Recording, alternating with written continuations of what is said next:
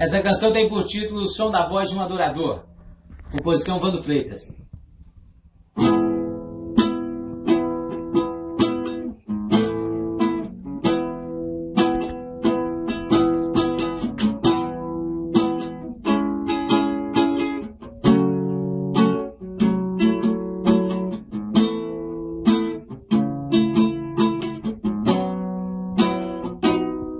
O som da voz de um adorador mexe com o Criador e abala o céu. Não tem muralha, não tem cova ou calabouço, até no fundo do poço ele sempre é fiel. Ainda que esteja dentro da prisão, sabe que a oração e o louvor trazem vitória. Mesmo com os pés no tronco, ele adora, e o céu na mesma hora faz as cadeias caírem ao chão. O som de um adorador mexe com Deus, que trabalha por aquele que é seu.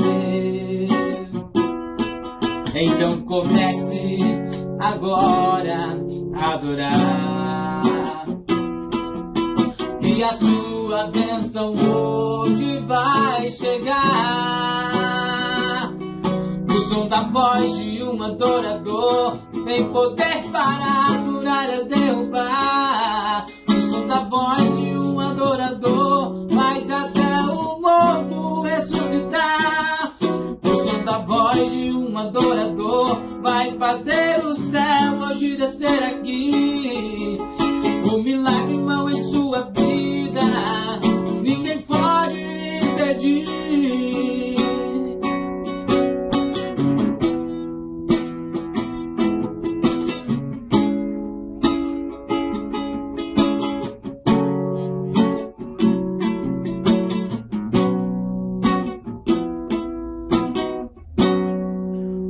O som de um adorador mexe com Deus,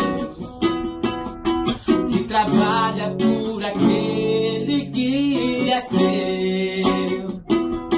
Por isso comece agora a adorar, e a sua bênção hoje vai chegar. O som da voz de um adorador tem poder para as muralhas derrubar. O som da voz de um adorador faz até o morto ressuscitar. O som da voz de um adorador vai fazer o céu hoje descer aqui. O milagre, irmão, em sua vida ninguém pode impedir.